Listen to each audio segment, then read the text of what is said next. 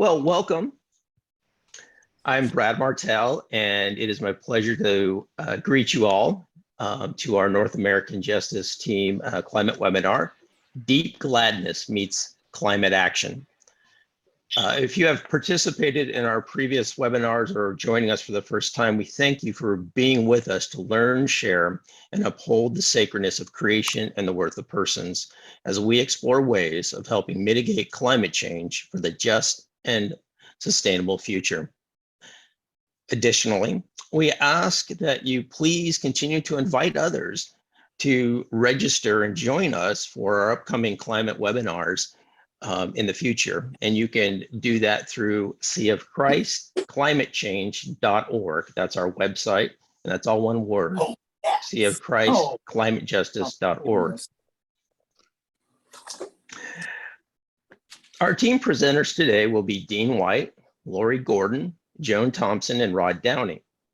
Building on our September webinars, focusing on how climate change is and will impact our sacred places, for example, campgrounds, churches, wilderness areas, etc. We continue our exploration of resources and actions we as individuals and communities already have to help mitigate our climate crisis. We will explore the work of marine biologist Ayanna Elizabeth Johnson and provide resources for you to discover your passions, special abilities, and how you can bring deep gladness into your climate action. This webinar will remind us that there are a wide variety of actions that make a difference in slowing climate change, and also provide tools to help us discover how our unique abilities and interests can be harnessed for just and life-giving future. Later in the webinar, we will have an opportunity for discussion and sharing. Additionally, I invite you to go ahead, if you have questions or comments during the webinar, to go ahead and enter those into the chat feature at the bottom of your screen. And hopefully, if time allows, we'll be able to look at some of those. Again, I thank you for being with us in our webinar today. Dean, I turn it over to you. So throughout our last 2+ years, we've been doing these climate justice webinars. We've been aware that there's a building desire to move from just talking about the problem to doing something. We've tried to address that desire for action intermittently, but today we're going to make it our main area of focus. And that involves, for each of us, finding a vision of what we're good at and what brings us satisfaction in the doing, and then matching those two up with what needs to be done.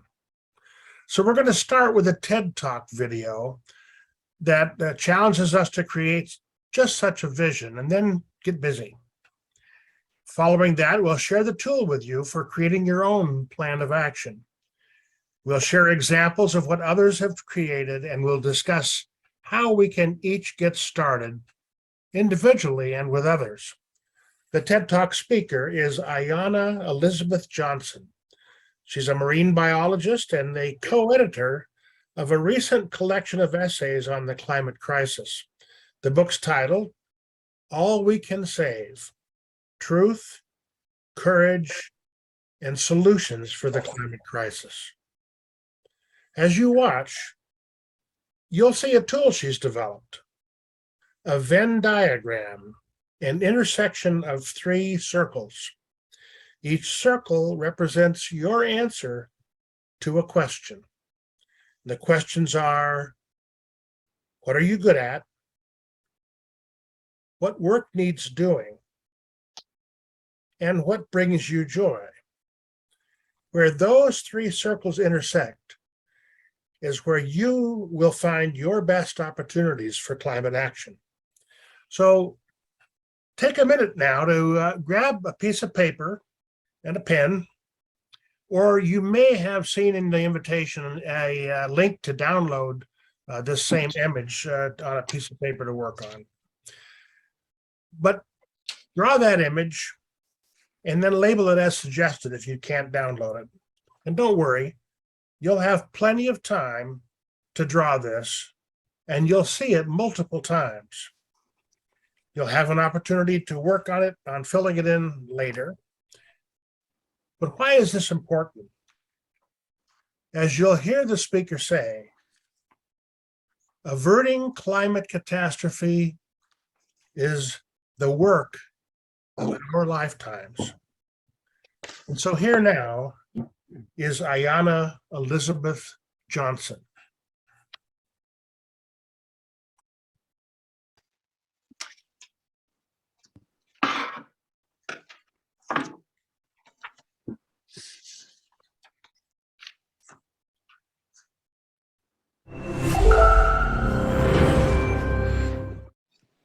People often ask me what they can do to help address the climate crisis. But what they usually mean is what's one quick, easy, simple thing they can do? Well, that particular ship has sailed. The climate challenge is gargantuan, thanks largely to fossil fuel executives and the PR firms and politicians doing their bidding. We need to eliminate greenhouse gas emissions from electricity, transportation, agriculture, industry, and buildings. We need to protect and restore ecosystems. We need to change society, policy, economy, and culture. This is about transformation, and the stakes for humanity are greater than my heart and mind can fully fathom. So I find the best way to cope with this is to avoid dwelling on the terrifying scientific projections and instead pivot quickly to solutions. Now, the climate movement and the media all too often ask each of us to do the same things, to vote, protest, donate, spread the word, lower our carbon footprint. That term, by the way, carbon footprint, was popularized by fossil fuel corporations in an attempt to put the blame on us as individuals. But yes, it is good to do those things. I do those things. However, all too rarely are we asked to contribute our special talents, our superpowers to climate solutions. And what a failing, for that would actually enable the radical changes we need. So, where do we each begin? Here's my best answer. A Venn diagram. The first circle is, what are you good at? What are your areas of expertise? What can you bring to the table? Think about your skills, resources, and networks. The second circle is, what is the work that needs doing? Are there particular climate and justice solutions that you're keen on? Think about systems level changes, things that can replicate or scale, things like composting initiatives, insulating buildings, restoring wetlands, getting climate candidates elected, and electrifying everything. There are heaps of options. The third circle is, what brings you joy or satisfaction? There is so much work to be done. Please do not choose something that makes you miserable. This is the long haul, so it's critical to avoid burnout. Choose things that enliven you. The goal is to be at the heart of this Venn diagram for as many minutes of your life as you can. If you're familiar with the Japanese concept of ikigai for finding your purpose, you can consider this a simplified, climate-focused version of that. Taking this approach will enable way more progress on climate solutions than if we each obsess about our individual footprints. For example, 9 months after being inspired when I took him to his first climate protest, Boris Kentov, a financial tech executive, launched a climate impact investing fund. And honestly, I don't care if Boris never goes to another protest again. Sarah Stillman, a journalist who covers systemic injustices in immigration and workers' rights, has started including a deep and nuanced climate context for these issues in her reporting. And my own mother, a retired English teacher, became a small but mighty part of getting fracking banned in New York State, and is now mothering chickens and converting her lawn into a model for small-scale regenerative farming. I call these climate action Venn diagrams, and having now seen many of them, endearing crayon versions by children, delightfully detailed versions by adults, this is one of my favorites. I have a few additional parameters to offer before you draw your own. This does not necessarily mean you should quit your job or go start a nonprofit. Quite possibly, you are most powerful in your existing roles where you already have specialized knowledge and robust networks. So how might you lean into those talents? Can you help your town, company, church, or school charge ahead with climate solutions? Because what we need is change in every sector and in every community. And be gentle with yourself on the "what are you good at" question. Set your insecurities aside and simply consider what you have to offer. Over the last year since I've been sharing this concept, lots of people have been drawing their own and posting them on Instagram. It's been super exciting to see what people have been coming up with. But I've noticed that a lot of them are landing on some version of communicate about climate. Now, I fully appreciate the irony, given that I am standing here talking to you about climate, but we can't all just talk about it. We need doers. We need mutual aid organizers and city council members. We need green building retrofitters and wind turbine installers and bike lane planners. We need culture shapers and policy nerds. We need employees pushing their corporate employers to change.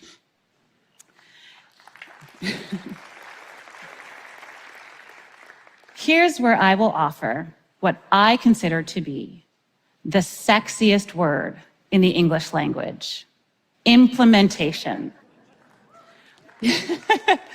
Because we already have most of the solutions we need.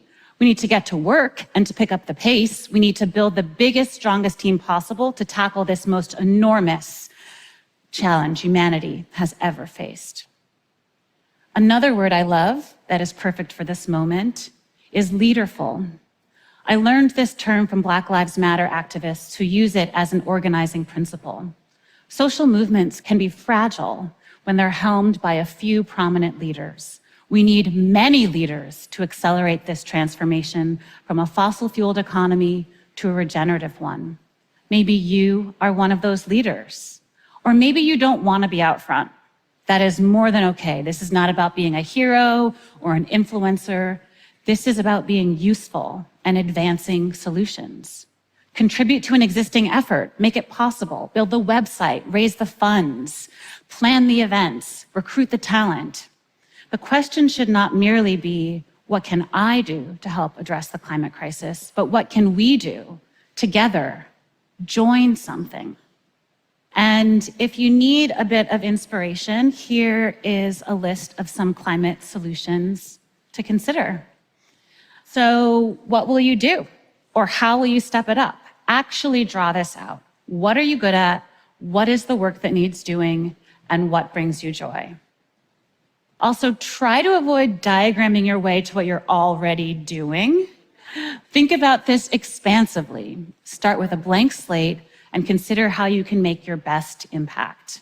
Remember, this is about action. I've emphasized the importance of everyone contributing to climate solutions. So before I close, I want to mention one of the major barriers to participation: inequality. Perhaps you know that around the world, it's people of color who are most heavily impacted by the effects of climate change, whether that's air pollution, hurricanes, droughts, or floods. But you may not know that it is also people of color who are most concerned about climate and most likely to want to be a part of the solutions. In the US, where we have robust data on this, 49% of white Americans are concerned about climate, compared to 57% of Black Americans and 69% of Latinx Americans. Imagine the huge and additional contributions these folks could make if unburdened from the dangerous distraction that is racism. And goodness, do we need all of that ingenuity and leadership. In other words, help us help you. Help us all save the planet. My last challenge to you then since all our fates are intertwined, is in addition to leveraging your talents, can you help others in using theirs? And let's work to demolish the societal barriers that prevent people from fully devoting themselves to climate solutions. This is what I know. There are innumerable possible futures. I know we each get some say in which future we'll collectively have and a chance to help build it. I know that every 10th of a degree of warming we prevent, every centimeter of sea level rise we avoid, every bit of nature we protect and restore matters. I know that our actions add up. This is an invitation. Find your role if you haven't already. Encourage others to find theirs. Averting climate catastrophe. This is the work of our lifetimes. Thank you.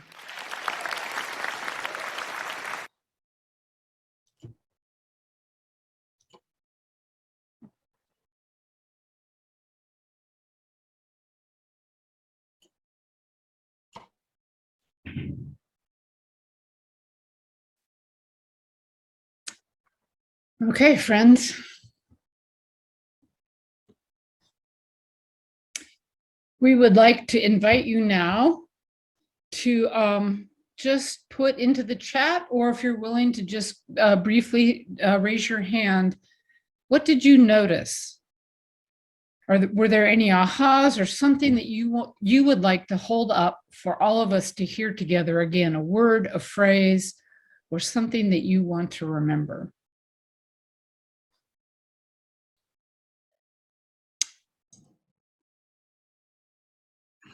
So Paul has put in the chat the link to that TED Talk if you want to watch it again.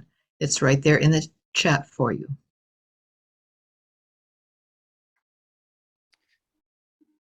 So as you're getting going, this is what we as a team noticed.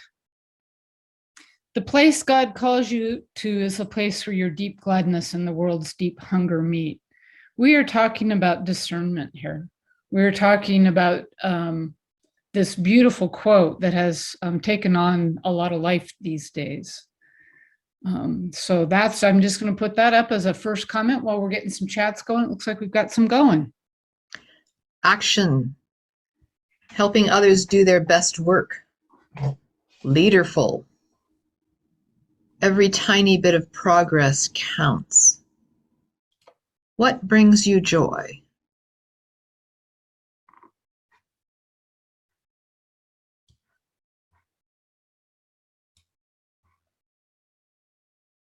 What else? Implementation is a sexy word. Lori? Yes, I heard a voice. It's Gary.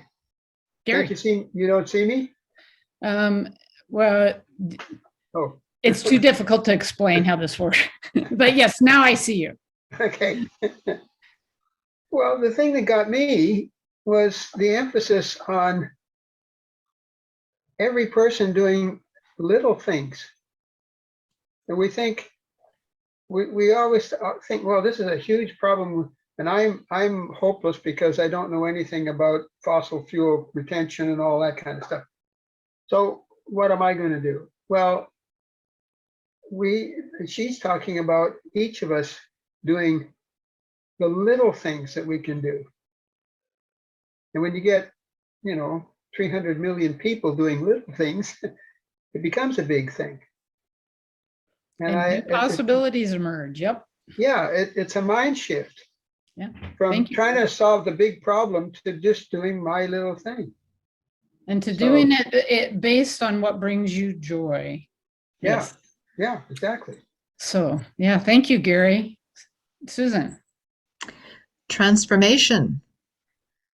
Oh, me or the other Susan? Yeah, well, you. Okay. The other Susan have her hand up?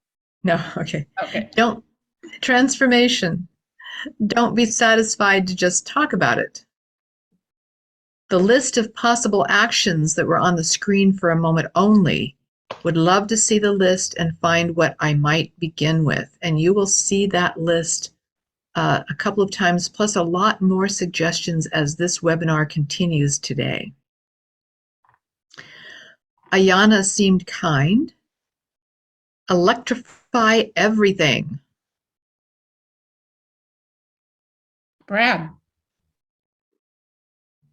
I love the part about being gentle with yourself. I think that's a huge part, is sometimes guilt and expectations that aren't realistic get in our way sometimes of doing action. Great, thank you. So, yes, go ahead and keep adding to this and keep working on your own Venn diagrams. Transformation. She says this is about transformation. It's about transformation, as Gary says, that has to do with building community and solutions. She says, avoid dwelling on terrifying scientific projections, pivot quickly to solutions, and contribute your superpowers.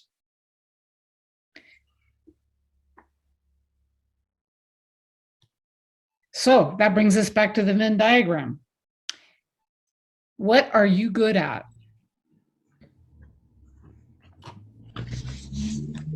So when you go to her website, she expands on what you can say with this. So what are you good at is a place to begin, thinking about your skills, your resources, your networks.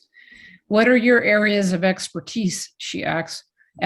Who and what do you have access to, and what do you bring to the table? Now, we want to recognize that this can be hard because we've been taught, as especially some of us, not to flaunt our superpowers. We may be shy about sharing what we think we're good at, and sometimes we hide that even from ourselves. So even if we're taking something and hiding it from ourselves, or we take what we do well for granted, or maybe even because what you do well has been made to seem shameful, just go ahead and start with a blank slate. That's what she says, start with the blank slate. And I wanted to also offer this advice that even today, as we kind of offer some opportunities to share, if you are a little too shy about sharing today, or if you're not quite ready, make sure you find someone to help you see what you're good at and and expand your possibilities so that you can believe in what you have to offer. As Brad said, we want to be gentle with ourselves. The second question is what needs doing? And here's what she says about that. Think about system level changes. Are there particular climate and justice solutions that interest you? Maybe start a composting program, protect forests, or get a climate candidate elected. And on her website, she says heaps of options. In the talk, she showed you this, so I'll give you a chance if you want to, and we're going to be posting all of this. You can take a little snapshot of that. But this is a partial list that's taken from a website called Project Drawdown. And if you go to that same webpage that we suggested at ayanaelizabeth.com/climateven, the heaps of options link will take you to Project Drawdown. And Project Drawdown has a very complete list of a lot of solutions that are being proposed. So just going to give you a chance. This is what you would see if you went to the website.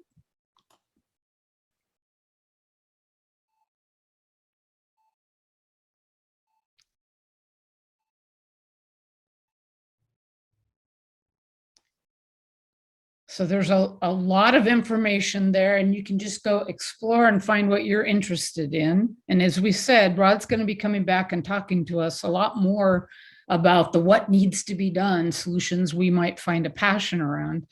But if you click on any one of those boxes, and if you hear Rod's talk today and you go, I want to know more about installing a heat pump, you would click under the high efficiency heat pumps, and it tells you both what the impact is, and it also has some suggestions about what you can do, and a little bit of a write-up.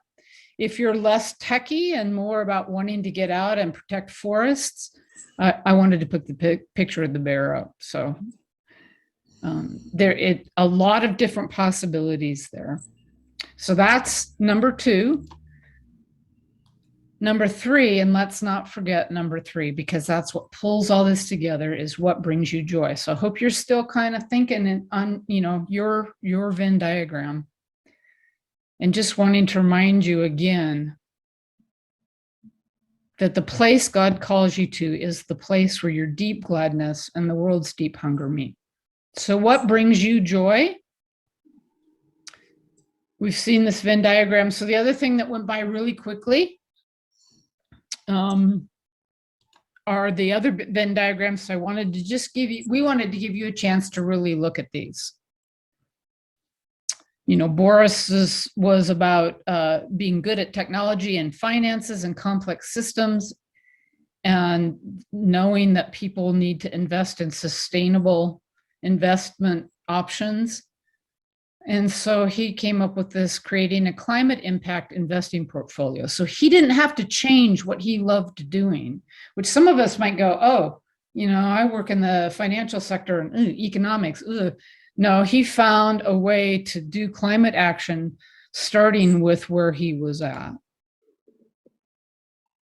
I also like this one from Sarah that she showed us about doing investigative reporting on systemic injustice, because this Venn diagram ties together a passion for other aspects of social injustice and how they're connected with eco-justice issues and with climate change in particular. And so as she decided that we need to have better climate journalism, and she knew how to conduct in-depth interviews, that really made her happy, she started changing her magazine articles so that she would focus on how climate intersects with labor rights and immigration.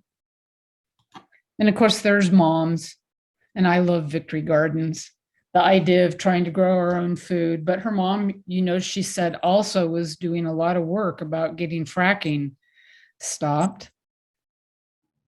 So we just wanted to revisit the talk and give you a chance to dwell a little bit longer with that. And Joan has an example of someone finding their passion, leaning into it, and then having it expand far beyond what she ever expected in the beginning. So thanks, Laurie. At this point, you may already know what to put in all your circles. I don't. But for those of us still struggling with it, I want to share a story as an example of someone who put skills, passion, need, and opportunity together in a way that started small and kept evolving into something bigger. It comes from the CBC Climate Change podcast series, What on Earth, from September of this year, and can also be found at the Sydney Herald website. Going here. Paloma Rose Garcia owns a hair salon in Sydney, Australia. She loves to have conversations and build relationships with her customers as she works on their hair. She says that hairdressers are natural relationship builders and that the salon is a casual and safe environment to discuss life's challenges. As she started learning more and more about climate change, she also wanted her interactions with clients to be meaningful, and she started talking with them about it. She says it can start off something very simple, like, oh my gosh, isn't this weather just crazy? It's really sad to see the effects of climate change. Just a simple little comment or remark that can turn into a bigger conversation. And she discovered that merely talking about climate change with customers could have a positive effect. That, for instance, if someone shows curiosity about a specific aspect, that opens the door for her to explore that one further. She suggests to clients that they not bank with institutions that still invest in the fossil fuel industry. It's something she says individuals rarely consider in the broader journey to net zero emissions. But when she has that conversation with guests, their eyes literally fall out of their head. Once she tells her clients that banks invest billions in the fossil fuel industry every year, they're more compelled to act. As a member of Sustainable Salons Australia, she's also making every effort to minimize her salon's footprint, which includes reducing water consumption and using a power supplier that provides emissions-free electricity. At the same time, her positive interactions with customers spurred her to encourage the other hairdressers in her salon to have similar conversations. Since then, she's run 3 climate workshops with hundreds of hairdressers. The workshops, led by both a climate scientist and a social scientist, discuss the science of climate change and how to hold a constructive conversation on the topic, something we're going to be talking about in the November 13th webinar. One of the recommendations in beginning to be engaged in any type of social justice activism is to start simply by taking the first step. That will lead to the next and then the next again. So as we're thinking about and working on our Venn diagrams, sometimes starting with the simplest action can then lead to bigger ones we don't yet see. I love this story because Paloma didn't start with a plan to design and run training workshops that would lead to climate education conversations with thousands of customers. She started with her skill and passion in talking with customers and just went from there. Thanks, Laurie. Thank you, Joan. It's such a great story. So, we're just wondering if you're kind of seeing how your Venn diagram drawing might be going. We're hoping to come back after Rod does quite a bit of work on some more on the what needs doing solutions part and give you a chance to share if you're willing. And if there's anybody, if we've got one person who is ready or anybody eager to add their 2 cents at this moment.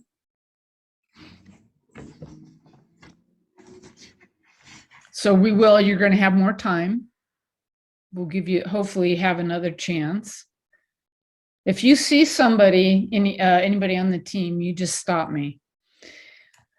I went on and Googled Ayanna Johnson's Venn diagram, and there's just all these images posted on Google.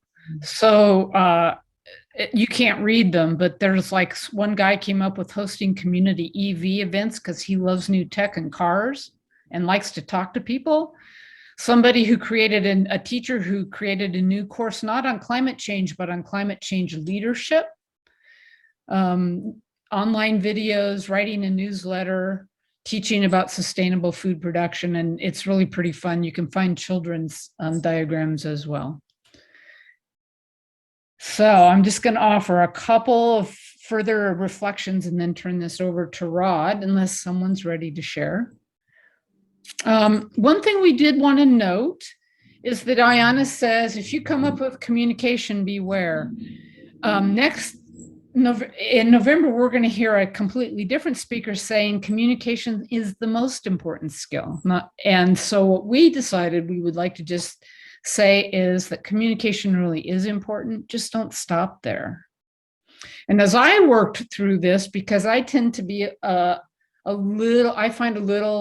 I'm not as much of a doer as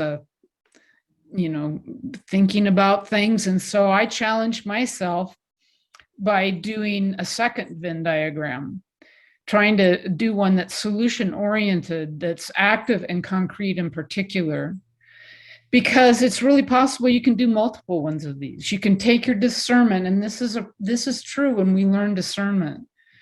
You always come up with something and then you take it the next step deeper and the next step deeper. So maybe you want to do one for what you want to do at home. Maybe you want to do one for what you want to do at church. Maybe not, but always be gentle, honest, and really realistic. You can't do everything. That's what Gary noticed. But when we do it together, something magical might happen. I also wanted to just recommend and this is really hard for me. I'd really like this not to be true. But sometimes we need to look for joy at the edge of our comfort zone. So even as we're being gentle and realistic with ourselves, don't be afraid of venturing to the edge and finding something that's a little less comfortable, but that might actually bring joy. And then, as Ayana said, devote as much of each day as possible to climate action. To focus on only what we can do as individuals instead of what we can do together will mean failure. Blaming myself doesn't get us anywhere. Doing this with you is fun. Indeed, building community around solutions is the most important thing. Saving doesn't mean holding on to or petrifying current systems in which we find ourselves trapped. It means joyously building and rebuilding a human society that aligns with life's principles and assists the planet's living systems. And this is and I'm going to turn this over to Rod. What if we get this right? Ayana Johnson asks in the podcast with Krista Tippett. She's writing a book with this title. What if we get this right?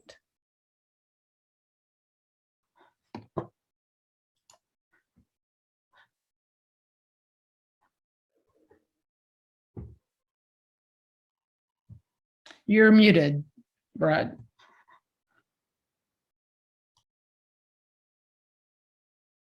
And let me just y'all keep inviting to the chat while Rod's talking.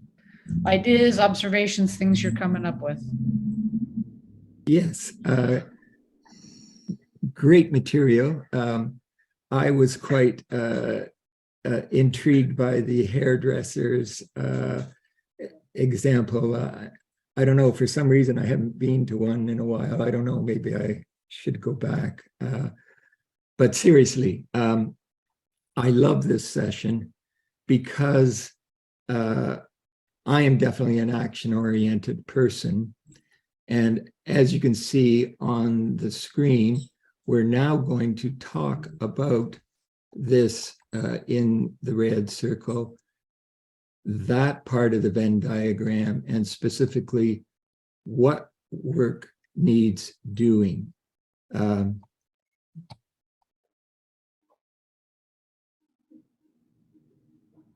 In doing this, it's going to be a combination just of my own personal experiences plus kind of a broad picture of possibilities.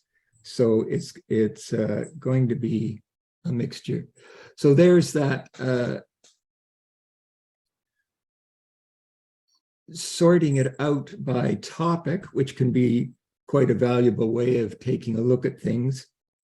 We're going to take a look now at a different way of viewing these things, and that is dividing it into a very simple, well, in a minute, into a very simple matrix of what you can do on a personal basis and this more systemic level. You know, that's at the political, economic, you know, those massive dynamics and structures that we don't feel we have much control on. But in fact,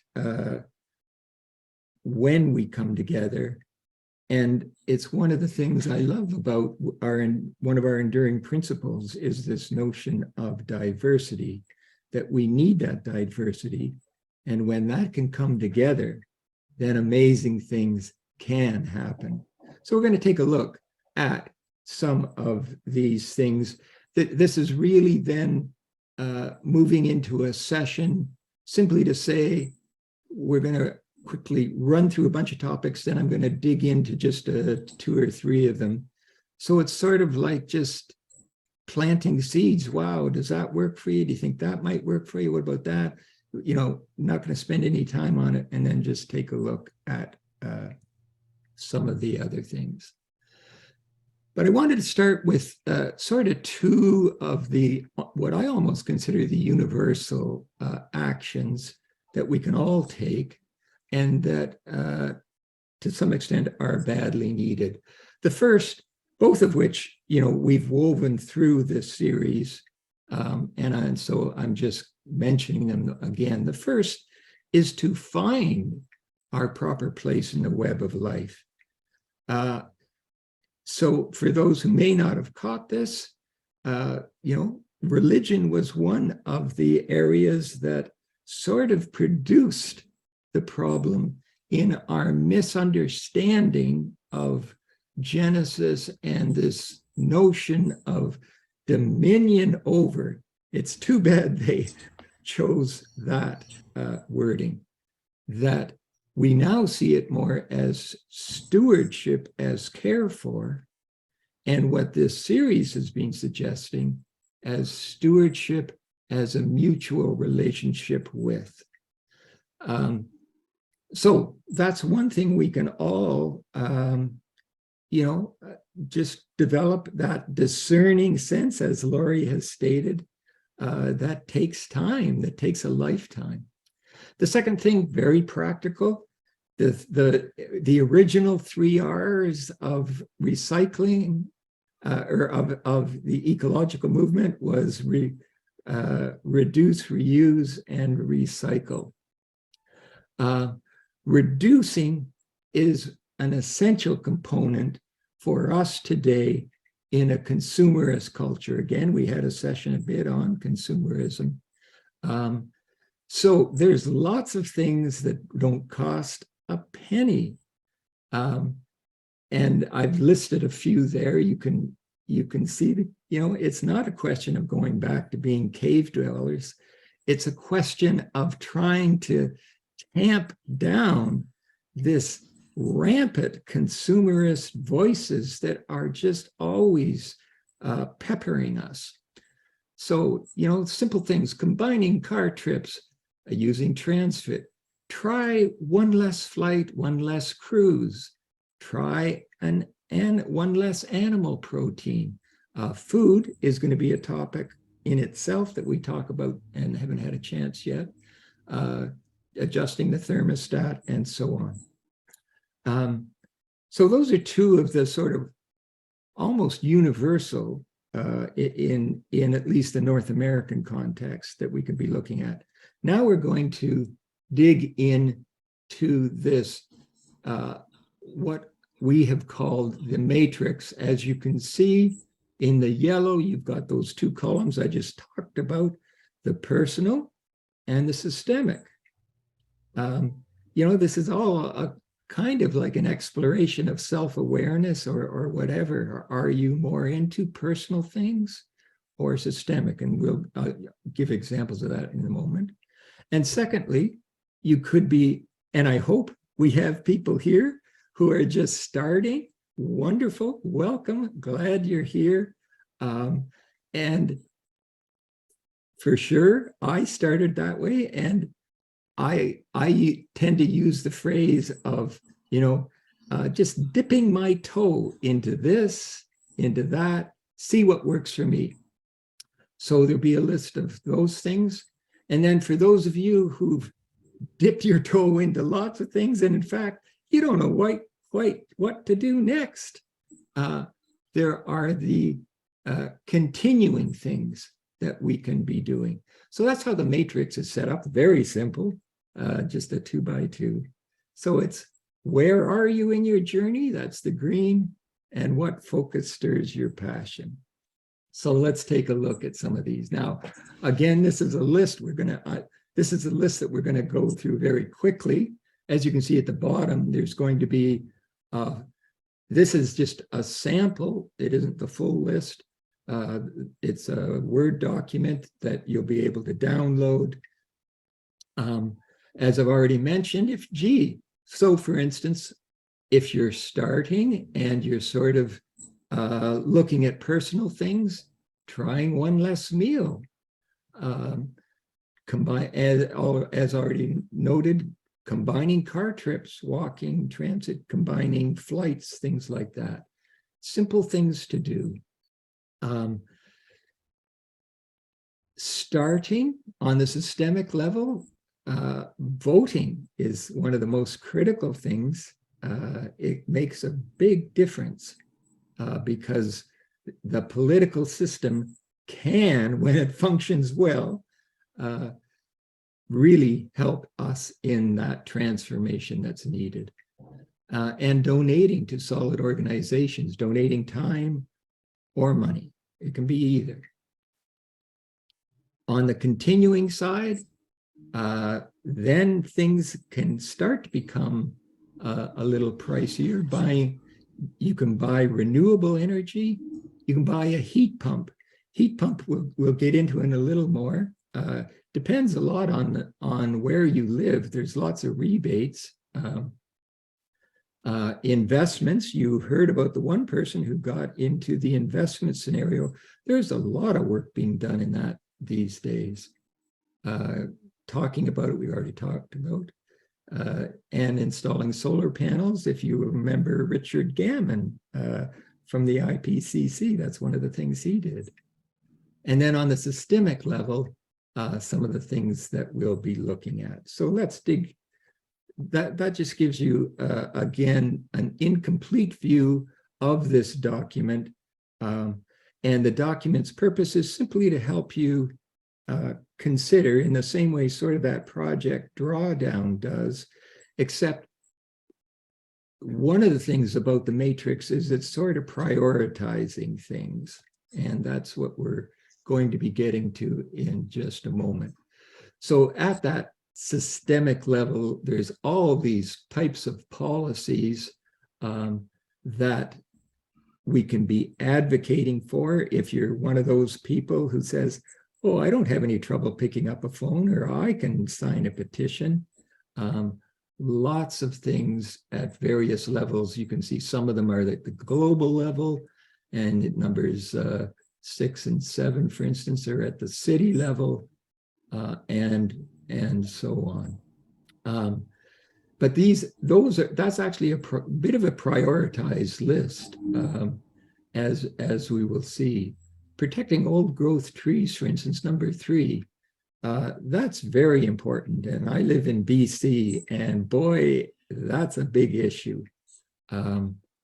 In other places, it's actually mangroves and kelps and things like that that are so helpful. Okay, so I don't want to dwell on any of those. I just want to, again, let you see some of the possibilities that are there. They are some of them are quite comprehensive, some of them are quite specific. And we will be continuing to weave these actions, and some of them we will have actual sessions on. So if some of this doesn't make, you don't know a lot about it, you can go to the project drawdown that Laurie showed you. That will help, but some of them will have actual sessions on. Okay, now, whether or not you were at the June session, that was a long time ago, you may recall that at that session we had a TED Talk that said methane, she called it, today is the methane moment. We're going to spend a bit of time on this one. The methane moment, that in terms of these systemic issues, that's one of the most important things to be advocating for, to make sure that whatever country you live in, that the government is responsible for making the policies, and we're responsible for looking at the policies regardless of the government and saying, does it include the things that are essential? So whatever country you're in, take a look at whether they are trying to address methane, because that is one of the single most fastest ways that we have the technology, that I'll dig into a little more here, currently available to reduce methane quickly.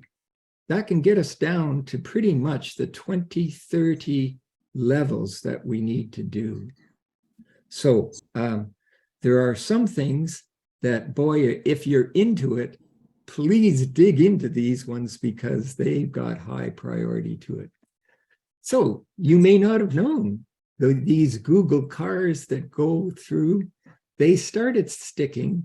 Now it's just experimental, so it's not in every city yet. They started sticking methane trackers on there. And as you can see on that left, I think, actually, I'm not sure what city this is. They, as the car went by, if it sniffed a methane leak, it would color code it as either yellow being, oh, there's a leak, orange, there's a bad leak, or as you can see here, red, there's a really high leak. That really helps cities because they don't know. You can't smell methane, you can't see methane. So that's going to become a very useful instrument. But the cities have got to use it. So you should, that's one of the things you can do, write your city and say, hey, did you know this is possible? Are you using it? Now, the second photo, methane sat. Believe it or not, there are already satellites up in the air that can track some of the methane leaks. And this methane sat, that goes up next year, is the new generation of them that is even going to be so much more powerful at its ability to track methane. But tracking it, that's just information. Again, it's got to get back to those policies. Is there someone pushing the industry to fix those leaks?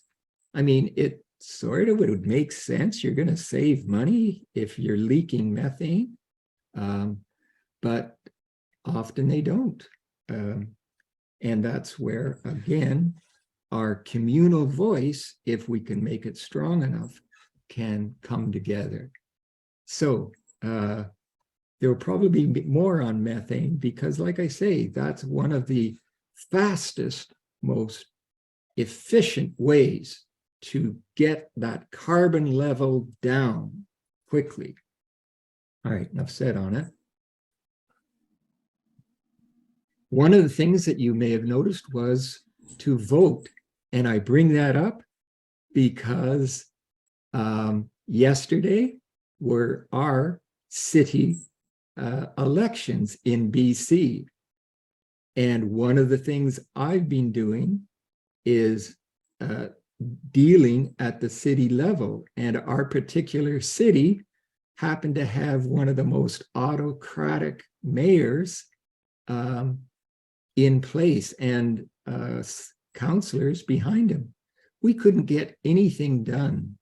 And that's where I love this, expanding back out to the Venn diagram, that sense of joy, that sense, you've got to be well anchored. And here's where I want to get personal just for a minute. In some ways, I've been at this for sort of, 40 some years. And this sense of anchoring is so important because I found a lot of people, for instance, with this city of Surrey, you basically hit this brick wall with this mayor that he's going to do it his way and nobody's going to stop him. And a lot of people get discouraged and quit. And that's, oh man, that just, I just feel so badly. There was energy, there was passion, and it just dissipated. They got discouraged and left because they weren't well anchored. And that's where this Venn diagram can help. But that's where I also go back to our religious tradition. We believe in a God of life. And as Sally McFaig says, that we need to be found on the side of life and its flourishing. And if we have a sense of God's Spirit that's always coaxing us in that direction, then that's a really solid anchor for us. And that's one of the values to me of our religion and our enduring principles and our sense of spirit. So something as simple as voting, success. We voted out that autocratic mayor, and we've got a new mayor who's going to be, I think, much more open. And so the possibilities open up again. Maybe one of those discouraged people will come back. I sure hope so. My gosh, that was sad. And I've seen that so many times. But that's one area that can make quite a difference. Let's take a look at another one. Here's definitely one that I've been involved in for that 40 years. Unfortunately, matter of fact, it's so long I couldn't find the original slide because there was no PowerPoint back then. Back in that'd be like 1978 or so. But it was, try to envision in your mind just for a moment those huge oil storage tanks, a bunch of those in the background. And then in the foreground is this really kind of deep ditch. It almost looks like it's a creek, but it's a ditch. And in that ditch were a bunch of indigenous kids swimming and playing and stuff like that. Now, of course, what the kids didn't know is that they were swimming in extremely toxic material. Why were they swimming in that? Was because they lived right next door to that. Why did they live right next door to that? Well, if you've been at one of our other sessions, we talked about eco-racism and its various forms. And one of the forms is you're not going to put these big, dirty, smelly oil refineries and oil storage tanks in the wealthy neighborhoods. You're going to put them in those places where people don't have a voice or a say. And that's what had happened. They put them beside an Indian, it was called an Indian reserve at the time. And that's then where the kids played. And I don't know what happened to them, but I'm sure they suffered from that toxic material. So fast forward, so I was involved in human rights and environmental issues and would speak on that again, not with a PowerPoint, didn't exist yet. But I've continued that, and it's been marvelous. So it went from that place where the indigenous people had been so crushed by the various forms of colonialism, in which we've also talked about, of which that is one of them, that they hadn't yet found their voice. And over the years, yes, that has taken place. I remember how it used to go. I would go to a protest. And matter of fact, I've been to,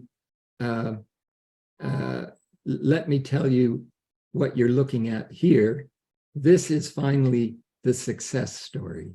In 1916, Burnaby is part of Metro Vancouver. They built this watch house that overlooked an oil terminus. So I put that slide here to show the complete reversal and transformation that has taken place within the indigenous community, where they have gone from that voiceless suffering because of the consequences to now this very strong voice who's going to keep an eye on things and is very determined that their unceded land shall not be desecrated, and things will not take place on it without their consent. And I watched that over the years, where the first thing that slipped in was a land acknowledgement. We, white people, doing these really good ecological things, we allowed the indigenous people to at least do a land acknowledgement. Then we had them do like a prayer over it. Then we allowed one of their youth to speak at the protest or something like that. Well, the last few that I was at were totally run by the indigenous people.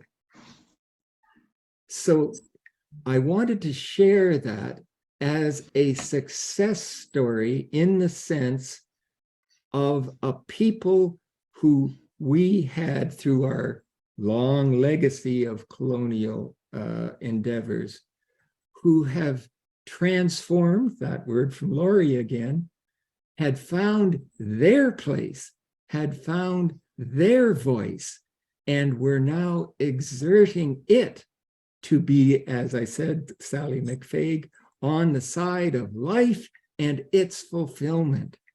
That's what excites me, that despite us, not because of us, but despite us, they found their place. So anyway, that's an example of one of the things you can become involved in. If that intrigues you, if that excites you, you can become part of something like that. Joining, it could be an indigenous community, or it could be another community. It's important because we're not there yet. They found their voice, we have a voice, but we haven't gotten to the end goal yet. So that's on the systemic level, just a couple of the possibilities. So final thing I'm going to share then is one that I shared back in June. So for some of you, this is going to be a refresher, but I'm going to take it a little further. And what you're looking at there is we recently, again, I live in Vancouver, so it's definitely cold enough. You need a furnace. We had an oil furnace, or sorry, a gas furnace, and we just took it out this past year. And I shared that wonderful feeling, that joy. That's what I was wanting, that joy that came when that simple little valve that you're looking at went from being parallel to that pipe where it was pumping gas into our furnace to where you see it now, shut off, because it's not going into the furnace anymore. The furnace is gone. It's a heat pump, so there is no need for any of that gas. Now, I'm not putting myself up as anything great. I talked with the installer. He said, oh, yeah, like 3-4 years ago, they maybe did 30% heat pumps. Now they're doing like 90% heat pumps. Now, part of the reason, heat pumps are expensive, by the way. They're US, probably 12,000 and up. In Canada, they're like 15,000 and up. So they're not cheap. So it's a question of, the only reason I was able to do it is because the province had a $5,000 rebate, and the federal government had a $6,000 rebate. So that took it down to like, $4,000 and about the same, well, a little more expensive than a furnace. So there's a combination of both an individual thing, replacing the heat pump, and the systemic side where you had federal and provincial sides recognizing the importance of helping by bringing in subsidies to bring those prices down where people could afford it. And you may recognize that with EVs and things like that. But if you don't have money for that, hey, are you a handy man or a handy woman? Can you simply do some retrofits? Our houses in general are not well insulated, can definitely be upgraded. Do you live in a building or work in an office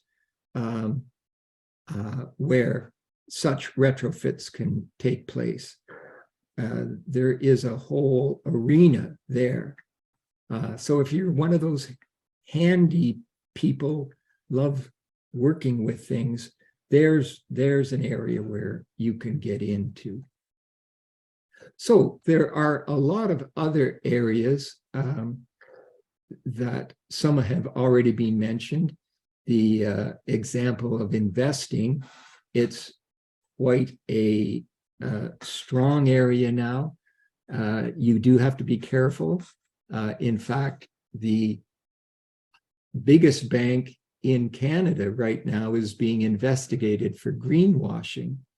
That is, they put out an investment scheme that they said was supposed to be green, and it's being investigated because, it may not quite fit the criteria. So there does have to be care taken, but there are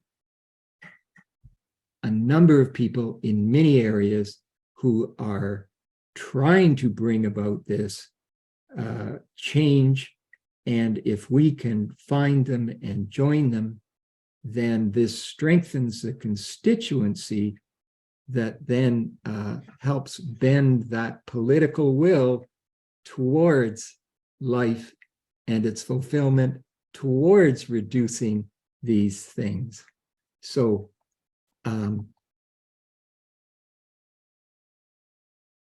that's where I'll end it. Again, be on the lookout in the next email that I send for the next one in November. Again, we're going to be talking with Randy, who's going to be going into some of the things, some of the policies in the States. But anyway, in that email, I will be including this matrix that you can take a look at that has the complete spectrum of possibilities and prioritized. And it's a wonderful thing. It can be a wonderful sense, as you know, whenever you align yourself with God's good spirit of life. There are many ways of doing that, whether it is helping a neighbor, whether it is consoling people, whether it is helping provide worship and inspiration. But all of this can also include some aspect of that bigger picture within this grand global ecosystem that we live within, that we have denigrated in so many ways, and that we can be about that task of stewardship in the sense of a mutual relationship with, and help bringing, transforming back to life. And with that then, I'll pass it over to Joan, who will just pursue the conversation for a few more minutes. Thanks, Rod. So now is the opportunity, as Laurie mentioned previously, for you to share about where you're at with your Venn diagram, what your thoughts are, what your questions are, if you've had any eureka moments. There's been a lot of good comments in the chat that I'm not going to take the time to read, but I hope that you might want to check that out before you leave. I'm going to show you where I'm at with my Venn diagram, just as I was working on it as people were talking. And I wanted to tell you, oops, I'm getting a security alert.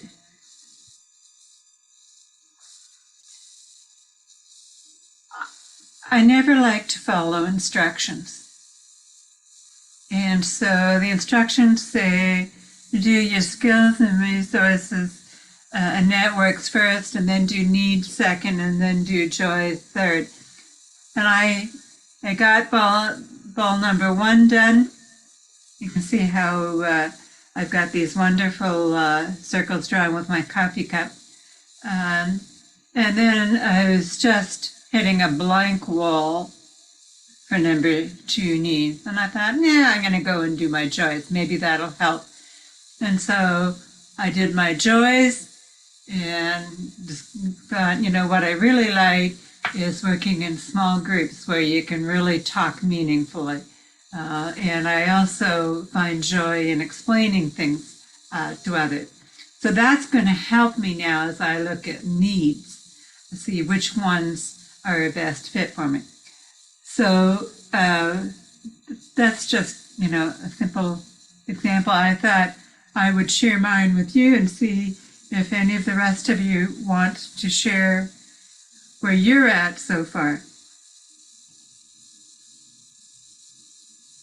I'm not expecting that anybody's got this finished, but are you seeing some glimmers of fresh insight, fresh ideas for what your Venn diagram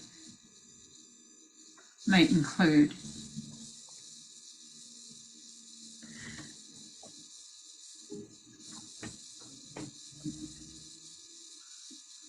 I can just put it in the chat, that's great.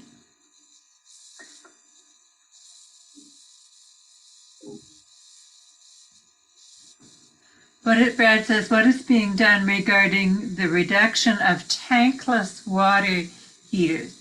I'm sorry, Joan, that was just one of those, I was passing along my dad's comment from the questions from Rod. So sorry about that. That's okay. Questions are good.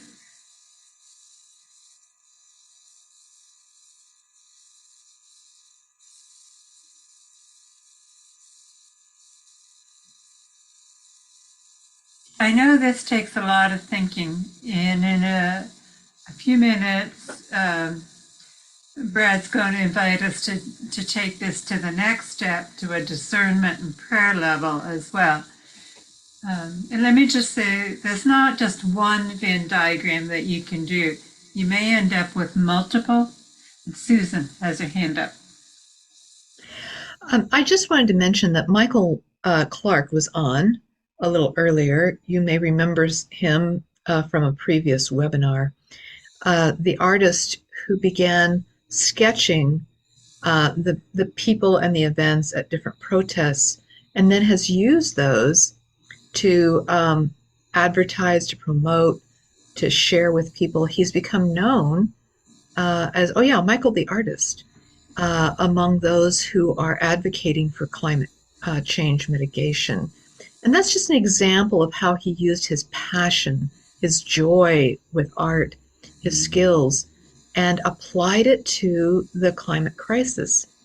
We also have Andrew Fellows with us, And he raised his hand there. I don't know, Andrew, if you want to speak for yourself. I'm speaking for Michael because he left us after a little while and he wasn't here to speak for us. But Andrew, you used your passion and skills and found a way to address climate. If you want to just remind us of that. You're referring to protests, are you? Sorry? Pardon? Are you referring to my protest? Yes. Okay, yeah. So I've been with a couple of protest organisations. One's called Christian Climate Action, and the other one, Extinction Rebellion, you probably know about. Yes, we've been on a few marches. We have assisted with people who are being arrested, so watching over them, making sure they're safe, watching them until they get in the police van and head off to a cell. So yes, we've been doing that sort of thing. In fact, I was away this weekend at London for protesting there, and that was mainly interaction with the public and trying to explain what we do in protest and how all that works. We're a bit of in exile. They call anything that's likely to be arrestable, they call it a bit spicy. I was quite like that. And there was a bit spicy happening as well this weekend. I hope that's enough for you. Thank you. Thank you, Andrew. Laurie Long has put in the chat that she finds joy in the beauty of the natural world, and she's very distressed by the plastics pollution. So she's wondering what she can do in the Lamoni community to reduce the use of plastics. So again, this is not a bang, bang, bang exercise where, I'm going to fill in this blank, I'm going to fill in this blank, I'm going to fill in this blank. It takes a lot of thinking to start seeing some new insights and some new opportunities. We have time for one or two more questions, insights.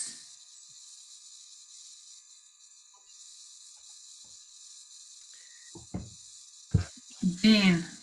So I've just noticed that paying more attention locally to what is actually being discussed. I've discovered that there is a lot more going on in the community where I live around efforts to address our climate crisis, both in terms of the local politicians who are bringing forward proposals of various kinds, as well as other groups that I had not been aware of. So I think just paying attention, going out and looking for people who are doing something in your community is a really good place to start. Discover there's a lot more going on that you can get involved in than you might have realized. Susan and then Laurie. Actually, Laurie Long is the one I wanted to just mention something to. And Laurie, if you don't mind using you as an example, the matrix that Rod presented to us about individual solutions and systemic solutions might help you identify which direction you want to go in reducing plastics in Lamoni. Are you wanting to go with, a community effort to change the system of what plastics are being used and how much and all that? Or are you wanting to rally people around individual efforts to decrease the number of plastics they buy and purchase? So again, I just want to use that as an example of the matrix that Rod presented and how you can go to that matrix and say, okay, am I more interested in rallying people around individual needs individual actions or community systemic actions? Just a thought. Thanks. And we're almost out of time, but Laurie, you had your hand up. Oh, just very quickly, let this be organic and fluid. I noticed just since starting watching this video and thinking about prepping for today and it's just been kind of an interesting daily journey of, oh, I noticed something in a magazine article that's like, oh, that's what I'm looking for. Or going to a barbecue by a local or environmental organization going, oh, maybe it was this conversation.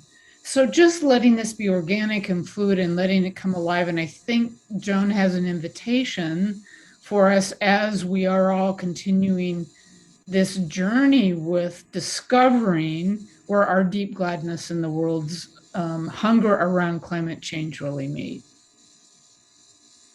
Thanks, Laura. And yes, we want to invite you as you continue thinking about, discerning about, praying about, investigating, getting inspired with these Venn diagram, to send us examples of what you've done. We'd like to put together a PowerPoint collage with no names. We're not going to name, who each diagram came from, but some examples of what this group is coming up with for finding that, wonderful center niche of where our joy and our gladness meet the needs that speak to us from among a whole list of needs, and match that with our skills and abilities. So thank you for what you've contributed to the discussion, and I'll turn it over to Brad.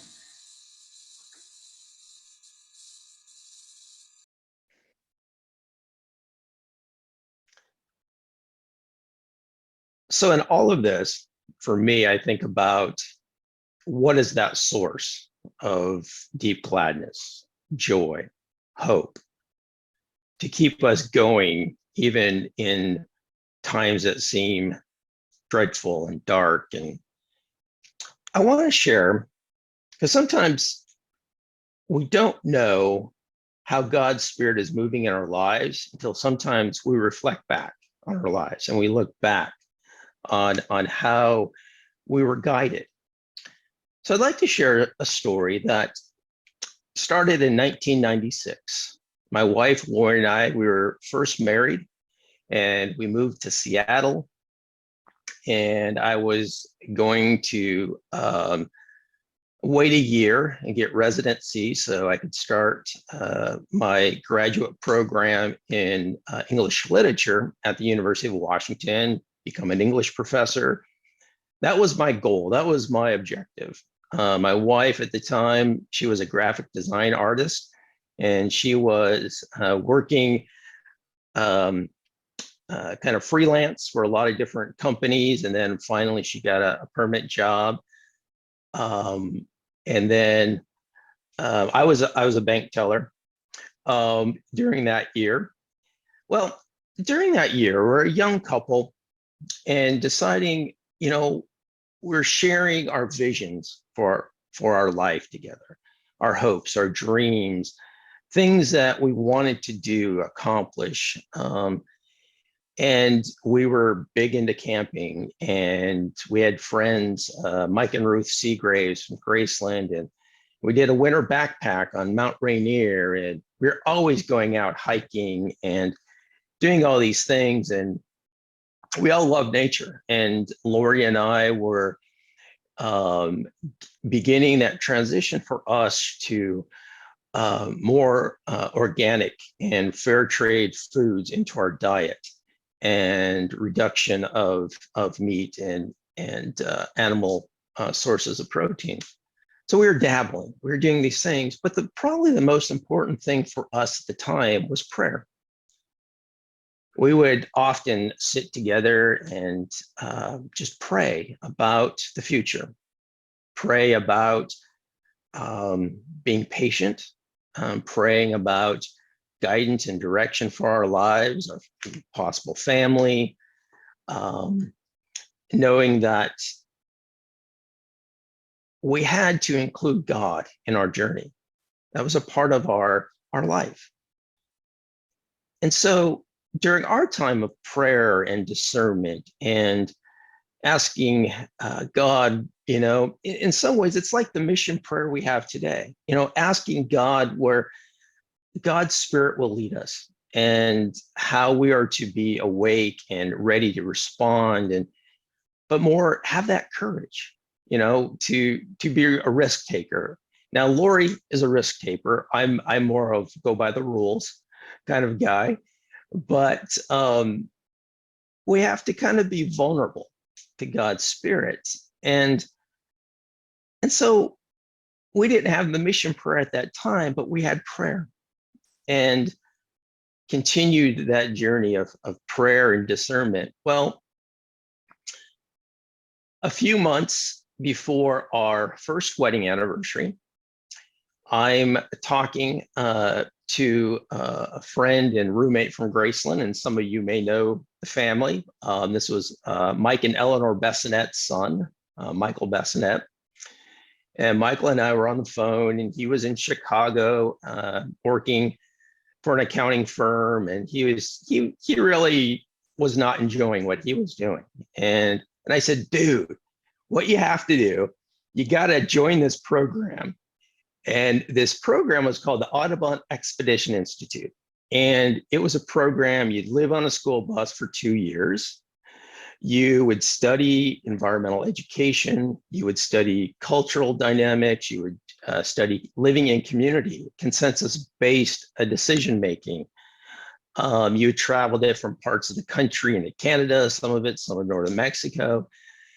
And, it's just like, Michael, this is what you should do. If you're not happy, I know you went out and got your MBA, but I know that he loved the wilderness and the outdoors, because he and I did our first backpack together after graduating from Graceland.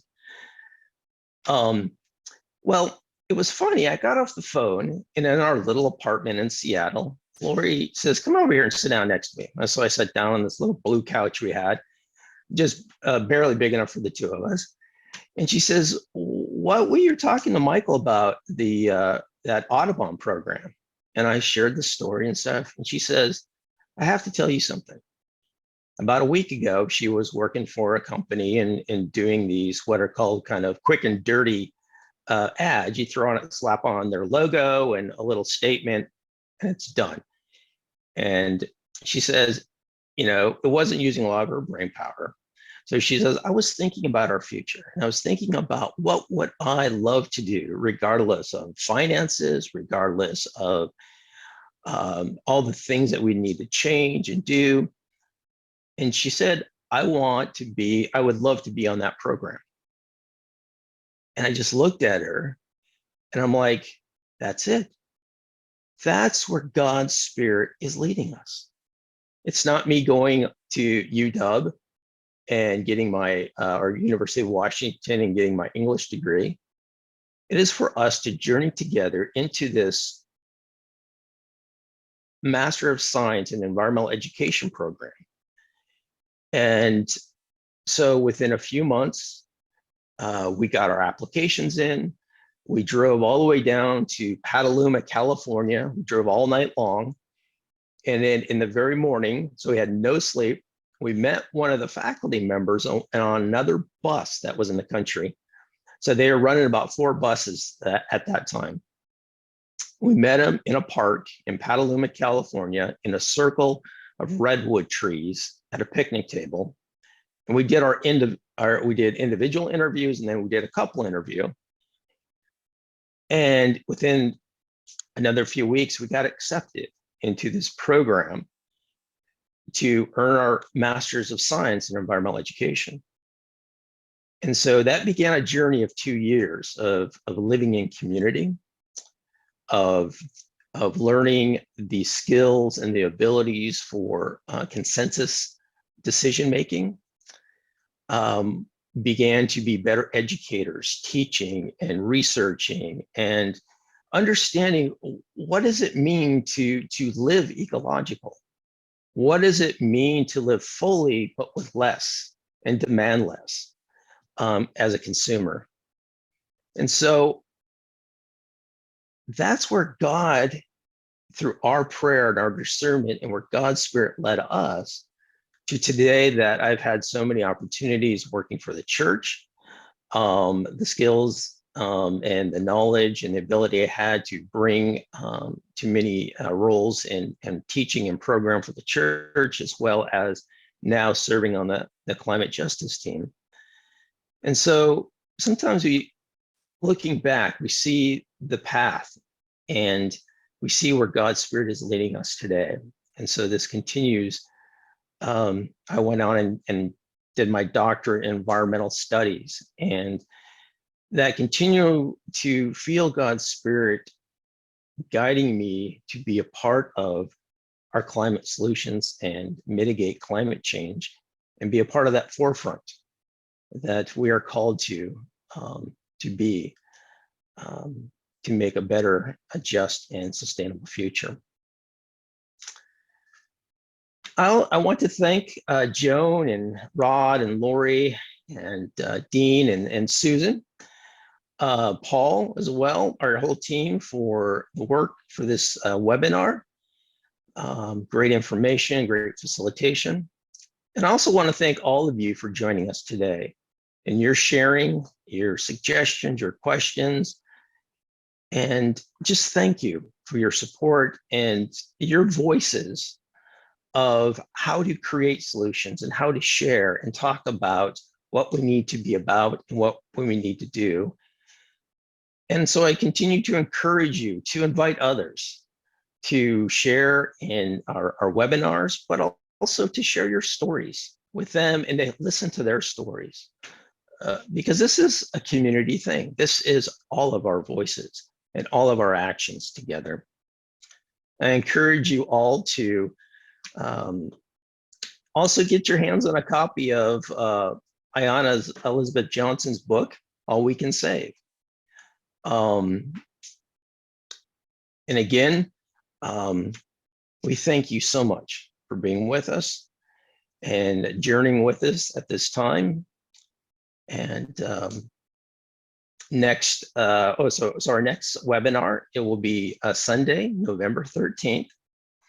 And some of the things that we're going to be covering is, particularly we're coming into the holidays, families and friends are gathering. And so how do you talk about climate change with others, particularly those who may not hold your same perspectives or understanding? So what are how to talk about climate change in these very diverse and mixed settings? We'll also be looking at the Inflation Reduction Act that was became law here in the United States, and we'll be joined again by Randy Litzenberger, who's been a presenter for us as well in the past, and he'll be joining us again. And so again, thank you all for being with us this afternoon, and blessings to you all in your Venn diagrams and continuing to make a difference in this world. Thank you.